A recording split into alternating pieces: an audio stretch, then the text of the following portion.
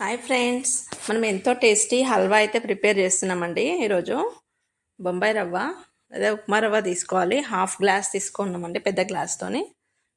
కొద్దిగా నెయ్యి వేసి మందమైన గిన్నె తీసుకొని ఫ్రై చేస్తూ ఉండాలి నెయ్యిలో.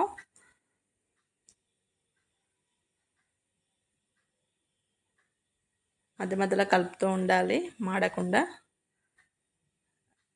ఫ్రై అయినాక ఒక గిన్నెలో తీసేసుకుందాం ప్లేట్లోకి. అదే గిన్నెలో కొద్దిగా నెయ్యి వేసి డ్రై ఫ్రూట్స్ ఫ్రై చేద్దామండి. సిమ్లో పెట్టి ఫ్రై చేసుకోవాలి, లేదంటే మాడిపోతాయి. చక్కెర కూడా హాఫ్ గ్లాస్ తీసుకున్నామండి.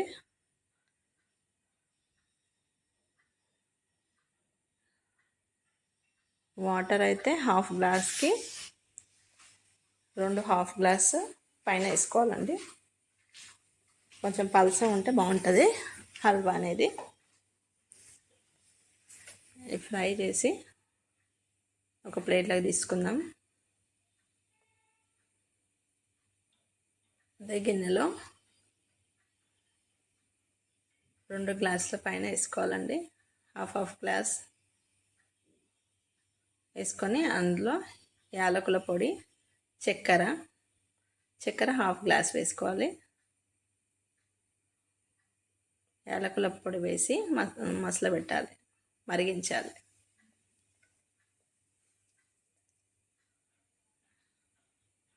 ఇలా చేసి హల్వా అయినా అమ్మవారికి ప్రసాదం లాగా పెట్టొచ్చండి.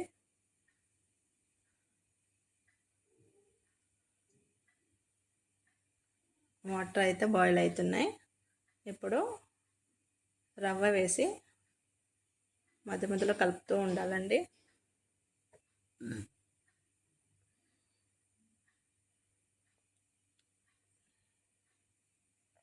కొద్దిగా కలర్ వేస్తున్నాము, వద్దనుకుంటే వేయకండి.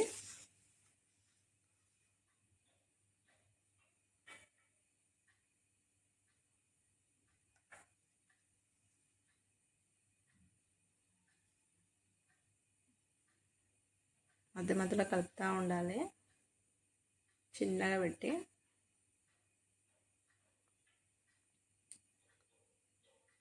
కొంతమంది పాలు కూడా పోస్తారు, నేనైతే ఇప్పుడు పాలు పోయట్లేదండి. కొద్దిగా కలర్ వేసుకొని కలిపేసుకోవాలి. కలర్ వద్దంటే అవాయిడ్ చేయండి, లేకపోతే కుంకుమ పువ్వు కొంచెం పాలల్లో వేసి కూడా వేసుకోవచ్చు.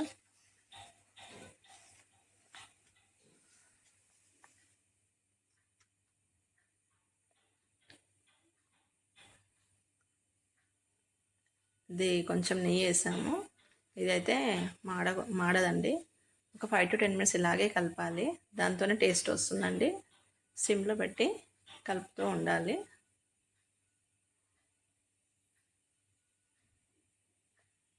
ఓకే ఫ్రెండ్స్, హల్వా అయితే ప్రిపేర్ అయింది.